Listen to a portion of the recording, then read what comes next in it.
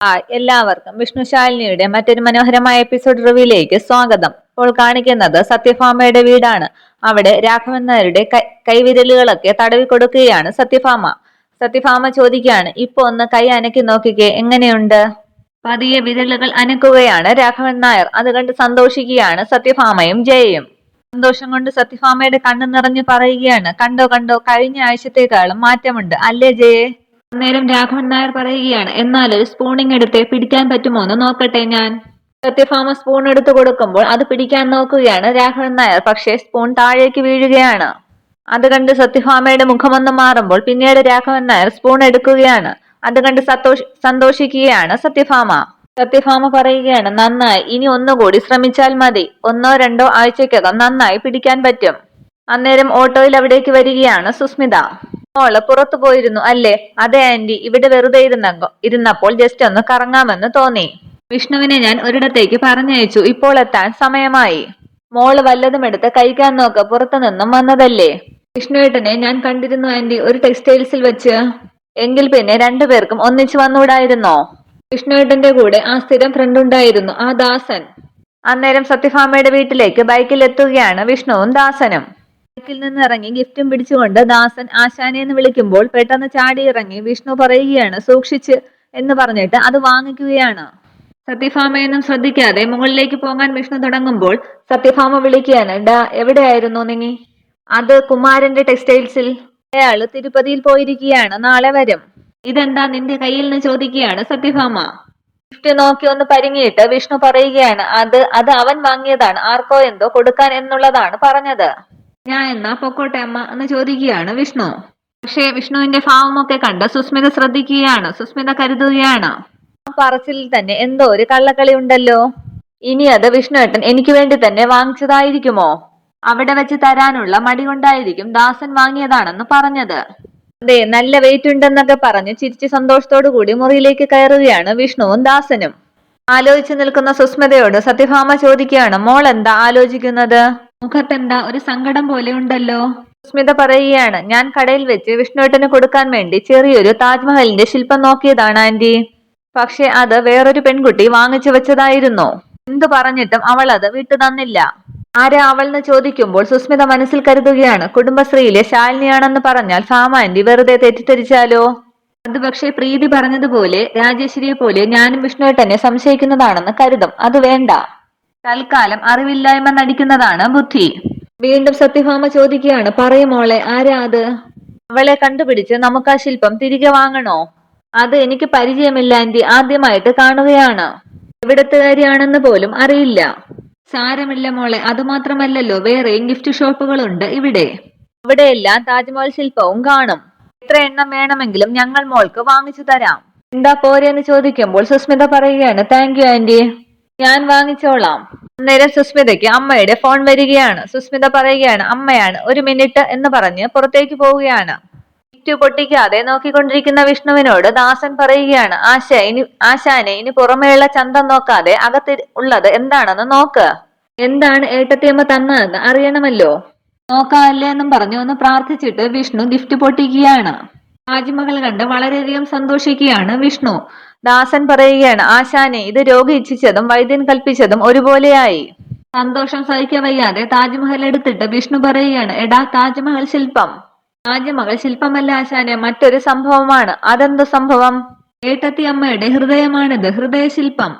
ഞാൻ നേരത്തെ പറഞ്ഞല്ലേ, ഇതൊരു പെൺകുട്ടി ആൺകുട്ടിക്ക് കൊടുക്കുക എന്ന് പറഞ്ഞാൽ അത് ഐ ലവ് യു പറയുന്നതിന് തുല്യമാണെന്ന്. പ്രണയത്തിന്റെ നിത്യസ്മാരകമാണ് ഏട്ടത്തിയമ്മ ആശാന്റെ കയ്യിലേക്ക് വച്ചു തന്നിരിക്കുന്നത്. ഇത് പക്ക പ്രേമമാണെന്ന് തീർച്ചയല്ലേ? ആണല്ലേ എന്നൊക്കെ പറഞ്ഞ് വളരെയധികം ഉത്സാഹത്തോടു കൂടി താജ്മഹൽ അങ്ങോട്ടും ഇങ്ങോട്ടും ഒക്കെ മറിച്ചു നോക്കുകയാണ് വിഷ്ണു. ദാസൻ പറയുകയാണ്, കണ്ണടച്ച് ഞാൻ പറയും, ആശാൻ ശരിക്കും ഭാഗ്യവാൻ തന്നെയാണെന്ന്. കല്യാണത്തിന് മുമ്പ് ആശാനോട് ഏട്ടത്തിയമ്മയ്ക്ക് ഇത്രയും പ്രേമമുണ്ടെന്ന് എന്നല്ലേ ഇതിനർത്ഥം? മുംതാസ് ബീഗം മരിച്ചു കഴിഞ്ഞിട്ടാണ് ഷാജഹാൻ ചക്രവർത്തി താജ്മഹൽ നിർമ്മിച്ചത്. മരണശേഷവും തന്റെ ഭാര്യയെ എന്നും ഓർക്കാനായിട്ട്. ഇതിപ്പോ ഏട്ടത്തിയമ്മ ആശാന്റെ മുംതാസ്, ആശാൻ ഷാജഹാനും. അന്നേരം പൊട്ടിച്ചിരിക്കുകയാണ് വിഷ്ണു. വീണ്ടും ദാസൻ പറയുകയാണ്, റോമിയോയും ജൂലിയറ്റിനെയും പോലെ, ലൈല മജ്നുവിനെ പോലെ ഈ പ്രണയവും കാലങ്ങളോളം ഒഴുകി പരക്കും എന്നർത്ഥം. സന്തോഷത്തോടു കൂടി വിഷ്ണു പറയുകയാണ്, ഡാ ദേ കേട്ടിട്ട് രോമാഞ്ചം വരുന്നു. ഇനിയിപ്പോ ഞാൻ എന്താ ചെയ്യേണ്ടത്? ഇനി എന്തോന്ന് ചെയ്യാൻ? ഇതിനൊരു മറുപടിയായിട്ട് അങ്ങോട്ട് ഐ ലവ് യു പറയാശാനെ. അതിപ്പോ ഐ ലവ് യു പറയാല്ലേ എന്നൊരു ചമ്മലോടുകൂടി ചോദിക്കുകയാണ് വിഷ്ണു. പിന്നെ പറയാതെ ഇപ്പോഴെങ്കിലും അത് പറഞ്ഞില്ലെങ്കിൽ പിന്നെ എപ്പോഴാ പറയുന്നത് ആശാനെ? ഒരു പെൺകുട്ടിക്ക് ഇതിൽ കൂടുതൽ എങ്ങനെയാ ഹൃദയം തുറന്ന് കാണിക്കാൻ പറ്റുന്നത്?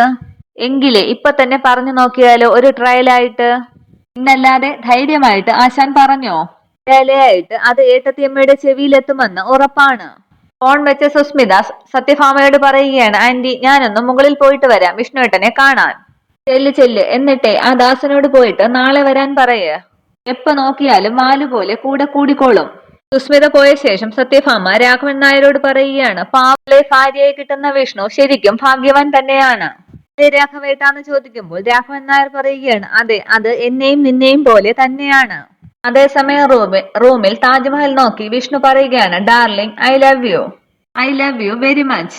ഐ ലവ് യു എന്നും പറഞ്ഞ് പാട്ടൊക്കെ പാടി ഡാൻസ് കളിക്കുകയാണ് ദാസനും വിഷ്ണുവും. ഇത് കണ്ട് റൂമിലേക്ക് വരികയാണ് സുസ്മിത. പാട്ടുപാടി വിഷ്ണു ഐ ലവ് യു എന്നും പറഞ്ഞ് നോക്കുന്നത് സുസ്മിതയുടെ മുഖത്തേക്കാണ്. സുസ്മിതയെ കണ്ട് ആകെ ചമ്മുകയാണ് വിഷ്ണു.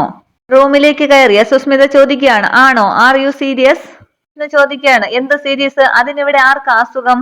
അതല്ല വിഷ്ണുവേട്ടൻ ഇപ്പോൾ ഐ ലവ് യു എന്ന് പറഞ്ഞത്. ബന്ധമില്ലാതെ വിഷ്ണു സംസാരിക്കുകയാണ്. ഐ ലവ് യു ആര് പറഞ്ഞു? എപ്പോ പറഞ്ഞു? നിങ്ങൾക്ക് വട്ടായെന്നാ തോന്നുന്നത് എന്ന് പറഞ്ഞ് ദാസനോടൊപ്പം ചിരിക്കുകയാണ് വിഷ്ണു. ഞാൻ അങ്ങനെയൊന്നും പറഞ്ഞിട്ടില്ല. അന്നേരം സുസ്മിത പറയുകയാണ്, ശരി പറഞ്ഞില്ലെങ്കിൽ പറഞ്ഞിട്ടില്ല. വിഷ്ണുവേട്ടൻ ഇത് എനിക്ക് വേണ്ടി വാങ്ങിയതല്ലേ? അല്ല എടി, നിന്നോട് ഞാൻ ഷോപ്പിൽ വെച്ച് പറഞ്ഞതല്ലേ ഇത് ഇവൻ ആർക്കോ കൊടുക്കാൻ വേണ്ടി വാങ്ങിയതാണെന്ന്. ദാസൻ ആർക്ക് വേണ്ടി വാങ്ങിയെന്ന് അത് അവനോട് തന്നെ ചോദിക്ക്. നാണം വരുത്തി ദാസൻ പറയുകയാണ്, അതെ ഞാൻ പ്രേമിക്കുന്ന പെൺകുട്ടിക്ക് വേണ്ടി കൊടുക്കാൻ വാങ്ങിയതാണ്. ഏത് പെൺകുട്ടി? വീണ്ടും ദാസൻ പറയുകയാണ്, ശോശക്കൊച്ചെന്നാണ് പേര്. ഞങ്ങളുടെ അടുത്തുള്ളതാണ്. ഇപ്പോ 48 വയസ്സ് കഴിഞ്ഞു. എന്നേക്കാൾ അല്പം പ്രായ കൂടുതലാണ്. പക്ഷെ ഞങ്ങൾ ഒടുക്കത്തെ പ്രേമത്തിലാണ്. ഇതൊക്കെ കേട്ട് ചിരിക്കുകയാണ് വിഷ്ണു. എന്താ മതിയോന്ന് ചോദിക്കുകയാണ് വിഷ്ണു. സുസ്മിത ദേഷ്യത്തോടു കൂടി പറയുകയാണ്, വിഷ്ണുവേട്ടാ ദിസ് ഇസ് ലിമിറ്റ്. വിഷ്ണുവേട്ടൻ മാത്രമല്ല കൂടെയുള്ള വൃത്തികെട്ടവന്മാർ കൂടി എന്നെ പരിഹസിച്ചു തുടങ്ങിയിരിക്കുകയാണ്. ഇതൊന്നും സഹിക്കേണ്ട ആളല്ല ഞാൻ. പിന്നെയെന്ന് വിഷ്ണു ചോദിക്കുമ്പോൾ ദേഷ്യപ്പെട്ട് സുസ്മിത പറയുകയാണ്, ഭാമാന്റിയോട് ഞാനിത് പറഞ്ഞു കൊടുത്താൽ എന്താ ഉണ്ടാകുമെന്ന് അറിയാമല്ലോ. എന്തുണ്ടാവാനടി? പോയി പറഞ്ഞു കൊടുക്കടി. പറയുന്ന കൂട്ടത്തിൽ ഇതും കൂടി പറഞ്ഞേക്ക്. ഇനി എന്റെ പിന്നാലെ നടന്നിട്ട് ഒരു കാര്യവും കൂടി ഇല്ലെന്ന് വിഷ്ണു പറഞ്ഞെന്നും കൂടി പറഞ്ഞേക്ക്. നിന്നെ ഞാൻ കെട്ടണമെന്ന് വാക്ക് പറഞ്ഞത് അച്ഛനും അമ്മയുമാണ്, ഞാനല്ല. പിന്നെ എനിക്ക് നിന്നെ ഇഷ്ടമല്ല. I hate you I hate you I hate you. What, ഇത്രയൊക്കെ ആയിട്ട് എന്ന് ചോദിക്കുകയാണ് സുസ്മിത. എത്രയൊക്കെ ആയിട്ട്? എടി വിഷ്ണു നിന്നെ ഒരു കാലത്തും ഇഷ്ടപ്പെട്ടിട്ടില്ല. അത് നീ വെറുതെ തെറ്റിദ്ധരിച്ചതാണ്. നീ കേട്ടോ, എനിക്ക് അന്നും ഇന്നും പ്രേമം ഒരാളോടെ ഉള്ളൂ. അതാ ശാലിനിയോടാണ്. കുടുംബശ്രീ ശാരദയുടെ രണ്ടാമത്തെ മകൾ ശാലിനിയോട് മാത്രം. അന്നേരം ആശാനെന്ന് ദാസൻ വിളിക്കുമ്പോൾ ചുമ്മാ ഇരിക്കടാന്ന് പറയുകയാണ് വിഷ്ണു. ദേ ഇപ്പോ ഇവിടെ വെച്ച് ഞാൻ ഉറക്കെ പ്രസ്താവിക്കുകയാണ്, ഈ വിഷ്ണു വിവാഹം കഴിക്കുന്നെങ്കിൽ അത് ശാലിനിയെ മാത്രമായിരിക്കും. നീ വെറുതെ മലക്കൊടുക്കാരൻ സ്വപ്നം കാണുന്നത് പോലെ എന്നെ ശല്യം ചെയ്യാൻ നിൽക്കേണ്ട. എനിക്ക് നിന്നെ ഇഷ്ടമല്ല ഇഷ്ടമല്ല ഇഷ്ടമല്ല. അന്നേരം ഫാമാൻറ്റി എന്ന് ഉറക്കെ വിളിക്കുകയാണ് സുസ്മിത. വീണ്ടും താഴേക്ക് നോക്കി ഫാമാൻറ്റി എന്ന് വിളിക്കുകയാണ് സുസ്മിത. ദാസൻ ചോദിക്കുകയാണ്, കയ്യിന്ന് പോയല്ലോ ആശാനെ. ആശാൻ ഇത് എന്തു പറ്റി? അത് പിന്നെ ക്ഷമിക്കുന്നതിനും ഒരതിരില്ലേ? സുസ്മിതയുടെ വിളി കേട്ട് മുകളിലേക്ക് ഓടിക്കയറി വരികയാണ് സത്യഭാമ. എന്താ മോളെ? വിഷ്ണുവേട്ടന് എന്നെ ഇഷ്ടമല്ല എന്ന്, എന്നെ കല്യാണം കഴിക്കാൻ സമ്മതമല്ല എന്ന്. വിഷ്ണുവേട്ടൻ കല്യാണം കഴിക്കാൻ പോകുന്നത് ആ കുടുംബശ്രീ ശാരദയുടെ മകൾ ശാലിനിയാണെന്നാണ് പറയുന്നത്. ശാലിനിയൊന്ന് സത്യഭാമ ചോദിക്കുകയാണ്. അതെ ആന്റി. വിഷ്ണുവേട്ടന്റെ കയ്യിലിരിക്കുന്ന ആ താജ്മഹൽ ശില്പമില്ലേ, അത് അവൾ കൊടുത്തത് തന്നെയാണ്, എനിക്ക് ഉറപ്പാണ്. അന്നേരം ദേഷ്യപ്പെട്ട് വിഷ്ണുവിന്റെ മുറിയിലേക്ക് ചെല്ലുകയാണ് സത്യഭാമ. സത്യമാണാടോ ഇതൊക്കെ കേട്ടത്? അതെ അമ്മേ, 100% സത്യമാണ്. അതിനുശേഷം താജ്മഹൽ ദാസന്റെ കയ്യിൽ കൊടുക്കുകയാണ് വിഷ്ണു. എന്നായാലും അമ്മ ഇത് അറിയേണ്ടതല്ലേ? അമ്മയെ, വിഷ്ണുവിന്റെ ജീവിതത്തിൽ ഒരു പെണ്ണുണ്ടെങ്കിൽ അത് ശാലിനി മാത്രമായിരിക്കും. അല്ലെങ്കിൽ എനിക്ക് കല്യാണം വേണ്ട, നിത്യബ്രഹ്മചാരിയായിട്ട് ജീവിച്ചോളാം ഞാൻ. അന്നേരം കരുതുള്ളി സത്യഭാമ വിഷ്ണുവിനെ അടിക്കുകയാണ്. എന്തു പറഞ്ഞടാ? അമ്മയെന്ന് നെഞ്ചിൽ പച്ചകുത്തി നടക്കുന്നവൻ നെഞ്ചിന് മീതെയല്ല ഹൃദയത്തിന് മീതെയാണ് ആ മുദ്രയെന്ന് വീമ്പ് പറയുന്നവൻ. അവന് കല്യാണം കഴിക്കാൻ സത്യഭാമയുടെ ആ ജന്മശത്രുവിനെ തന്നെ വേണം. അല്ലേടാ? സത്യഭാമയ്ക്ക് വാക്കാണ് വലുത്. അതിനു വേണ്ടിയാണ് സത്യഭാമയുടെ ജീവിതം തന്നെ. അത് മറികടക്കേണ്ടി വന്നാൽ ഈ സത്യഭാമയ്ക്ക് ജീവനില്ല. സത്യഭാമയുടെ വാക്കുപാലിക്കാൻ കഴിയാത്ത മകനും. ഇറങ്ങിപ്പോടാ ഇവിടെന്ന്, എടാ ഇറങ്ങിപ്പോകാൻ എന്നും പറഞ്ഞ് വിഷ്ണുവിനെ പിടിക്കുകയാണ് സത്യഭാമ. അതിനുശേഷം വിഷ്ണുവിനെ പിടിച്ച് റൂമിന്റെ പുറത്തേക്ക് കൊണ്ടുവരികയാണ് സത്യഭാമ. അതിനുശേഷം മുകളിൽ നിന്നും താഴേക്ക് വിഷ്ണുവിനെ തള്ളുന്നു. ബാൽക്കണിയിൽ നിന്നും താഴേക്ക് വീഴുകയാണ് വിഷ്ണു. പെട്ടെന്ന് അമ്മയെന്ന് വിളിക്കുകയാണ് വിഷ്ണു. ഇത്രയും കാര്യങ്ങളൊക്കെ ആലോചിച്ച് സുസ്മിതയുടെ മുൻപിൽ നിന്ന് ഞെട്ടുകയാണ് വിഷ്ണു. ഇതൊക്കെ വിഷ്ണു ആലോചിച്ചു കൂട്ടിയ കാര്യങ്ങൾ ആയിരുന്നു. വിഷ്ണു സുസ്മിതയോട് ചോദിക്കുകയാണ്, എന്താ ചോദിച്ചത്? വീണ്ടും സുസ്മിത ചോദിക്കുകയാണ്, ഈ താജ്മഹൽ ശില്പം വിഷ്ണുവേട്ടൻ എനിക്ക് വേണ്ടി വാങ്ങിയതാണോന്ന്. പെട്ടെന്ന് വിഷ്ണു പറയുകയാണ്, അല്ലല്ല, ഇത് ദാസൻ ആർക്കോ വേണ്ടി വാങ്ങിച്ചതാണ്, ഒരു ബന്ധുവിന് കൊടുക്കാൻ എന്ന് പറഞ്ഞിട്ട് ദാസന്റെ കയ്യിൽ താജ്മഹൽ ഏൽപ്പിക്കുകയാണ് വിഷ്ണു. ശരി ശരി, പക്ഷെ എന്തോ ഒരു സ്പെല്ലിംഗ് മിസ്റ്റേക്ക് ഉണ്ട് ഇവിടെ. പക്ഷേ വിഷ്ണുവിന് താൻ ഓർത്ത കാര്യങ്ങളിൽ നിന്നുള്ള പരിഭ്രമം അതുവരെ വിട്ടുമാറിയിട്ടില്ല. ഞാൻ കണ്ടുപിടിച്ചോളാം എന്ന് പറഞ്ഞ് പുറത്തേക്ക് ഇറങ്ങുകയാണ് സുസ്മിത. സുസ്മിത പോയ ശേഷം വിഷ്ണു പറയുകയാണ്, എന്റെ ഈശ്വര, അതൊരു വല്ലാത്ത സ്വപ്നം ആയിപ്പോയല്ലോ. പിന്നീട് കാണിക്കുന്നത് ഐസ്ക്രീം പാർലറിൽ നിൽക്കുന്ന അർജുനെയും ശാലിനിയുമാണ്. അർജുൻ പറയുകയാണ്, ചേടാ ഇത് നേരം കുറെ ആയല്ലോ, പ്രീതി എന്താ ഇത്രയും താമസിക്കുന്നത്? ഇനി സ്ഥലം കൃത്യമായിട്ട് അറിയില്ലേ എന്തോ? ശാലിനി പറയുകയാണ്, ഏയ് ഞാൻ കൃത്യമായിട്ട് ഈ സ്ഥലം പറഞ്ഞു കൊടുത്തതല്ലേ. ഇവിടെ എത്തിയിട്ട് ഈ ലൊക്കേഷൻ ഞാൻ വാട്സപ്പ് ചെയ്യുകയും ചെയ്തു. അതും റീഡ് ചെയ്തിട്ടുണ്ട്. ആളുടനെ ഇങ്ങെത്തും. അല്ല, പ്രീതി ഇന്ന് തന്നെ കാണണമെന്ന് എന്താ ഇത്ര നിർബന്ധം? അത് പ്രീതിക്കൊരു സർപ്രൈസ് ആയി വെച്ചിരിക്കുകയാണ് ഞാൻ. ഞങ്ങളുടെ വെഡിങ് ആനിവേഴ്സറി ആണ് ഇന്ന്. കേട്ട് ശാലിനി അർജുന് കൈകൊടുത്തു പറയുകയാണ്, ഹാപ്പി വെഡിങ് ആനിവേഴ്സറി. അർജുൻ പറയുകയാണ്, ആ ബെസ്റ്റ്, അവിടെയും ഇവിടെയും സ്റ്റേ മാത്രമേ ഉള്ളൂ, ബ്ലെസ്സിംഗ് ഒന്നും തൊട്ടു തീണ്ടിയിട്ട് പോലും ഇല്ല. അല്ലെങ്കിലും ഇതുപോലത്തെ ഒരു ആനിവേഴ്സറി ലോകത്ത് ഏതെങ്കിലും ഒരു ഭാര്യ ഭർത്താക്കന്മാർക്ക് ഉണ്ടാകുമോ എന്ന് ഒന്ന് ആലോചിച്ച് നോക്കിക്കേ. പരസ്പരം ഒന്ന് കാണുന്നത് തന്നെ ഒളിച്ചും പാത്തുമാണ്. For life is miserable, not a blessed. അത് കേട്ട് ശാലിനി പറയുകയാണ്, അതെല്ലാം മാറും. ഒരു നല്ല കാലം നിങ്ങളെ കാത്തിരിക്കുന്നുണ്ടെന്ന് ഉറപ്പല്ലേ? അതാ ഒരു കയറ്റമുണ്ടെങ്കിൽ ഒരു ഇറക്കവും ഉണ്ടാകുമെന്ന് കാരണവന്മാർ പറഞ്ഞു വച്ചിരിക്കുന്നത്. അന്നേരം ഓട്ടോയിൽ അവിടെ എത്തുകയാണ് പ്രീതി. പ്രീതിയെ കണ്ട് ശാലിനി പറയുകയാണ്, ആ അതെ, പ്രീതി എത്തിയല്ലോ. ഗുഡ് മോർണിംഗ്, ഹാപ്പി ആനിവേഴ്സറി പ്രീതി എന്നും പറഞ്ഞ് പ്രീതിയെ കെട്ടിപ്പിടിക്കുകയാണ് ശാലിനി. താങ്ക്സ് എന്ന് പ്രീതി പറയുമ്പോൾ അർജുൻ പറയുകയാണ്, ചേടാ ഇവിടെ ഒരാളെ ഞെട്ടിക്കാൻ വേണ്ടി ഞാൻ കരുതി വെച്ചിരുന്നതാണ് ഈ ആനിവേഴ്സറി, അത് പൊട്ടിച്ചു കളഞ്ഞു അല്ലേ? ശാലിനി പറയുകയാണ്, ഓ അത് സാരമല്ല, പ്രീതി ഞെട്ടിക്കാനിരുന്ന ആള് തന്നെയല്ലേ എന്നോടും പറഞ്ഞത്. തൽക്കാലം വെടി പൊട്ടിച്ചത് ഞാനായതുകൊണ്ട് രണ്ടുപേർക്കും പരിഭവത്തിന് വകുപ്പില്ല. പിന്നീട് ശാലിനി പറയുകയാണ്, എന്നാ പിന്നെ ഞാൻ എങ്ങോട്ട്? അർജുൻ ചോദിക്കുകയാണ്, ശാലിനി എങ്ങോട്ട് പോകുന്നു? ഇവിടെ ഇരിക്കുക. അതെ, പണ്ടേ കാന്താരി എന്നൊരു പേരുണ്ട്, അതിന്റെ കൂടെ ഇനി കട്ടുറുമ്പ് എന്ന പേര് കൂടി എനിക്ക് വേണോ? അർജുൻ പറയുകയാണ്, ഏയ് ശാലിനി ഞങ്ങൾക്കൊരു ശല്യമാണോ? ഒരിക്കലും അല്ല, ഞാനേ ഒരു തമാശ പറഞ്ഞതാണ് അർജുനേട്ടാ. ഞാനേ ഡിഷസ് ഒക്കെ ഒന്ന് ഓർഡർ ചെയ്യാം, കുറെ നേരം ഇരുന്നിട്ടേ നല്ല വിശപ്പ്. അല്ല, നിങ്ങൾക്ക് എന്താണ് വേണ്ടത്? ചൈനീസ്, കോണ്ടിനെന്റൽ, നാടൻ എന്ന് ചോദിക്കുമ്പോൾ അർജുൻ പറയുകയാണ്, ശാലിനിക്ക് ഇഷ്ടമുള്ളത് ഓർഡർ ചെയ്തോ, അത് തന്നെയാണ് ഞങ്ങൾക്കും ഇഷ്ടം. എന്താ പ്രീതി എന്ന് ചോദിക്കുമ്പോൾ പ്രീതി പറയുകയാണ്, double okay. Thank you sir, thank you madam എന്ന് പറഞ്ഞിട്ട് പോവുകയാണ് ശാലിനി. ശാലിനി പോയ ശേഷം അർജുൻ പറയുകയാണ്, നമുക്കിടയിൽ ഒരു ലിങ്കായി ശാലിനി ഉള്ളത് എത്ര നന്നായി അല്ലേ? വല്ലപ്പോഴുമെങ്കിലും ആർക്കും സംശയമില്ലാതെ നമുക്ക് നേരിൽ കാണാമല്ലോ. അതേസമയം ആ റെസ്റ്റോറന്റിന് മുൻപിൽ വണ്ടി നിർത്തുകയാണ് ബാലചന്ദ്രൻ. കൂടെ രാജേശ്വരിയുമുണ്ട്. രാജേശ്വരി ചോദിക്കുകയാണ്, എന്തിനാടാ ഇവിടെ വണ്ടി നിർത്തിയത്? അതെ, നമുക്കിവിടെ നിന്ന് പാഴ്സലായിട്ട് ഫുഡ് വാങ്ങിച്ചു കൊണ്ടുപോകാൻ ചേച്ചി. അതെന്തിനാടാ? ഞാൻ അവിടെ ഫുഡ് ഉണ്ടാക്കിയിട്ടുണ്ടല്ലോ.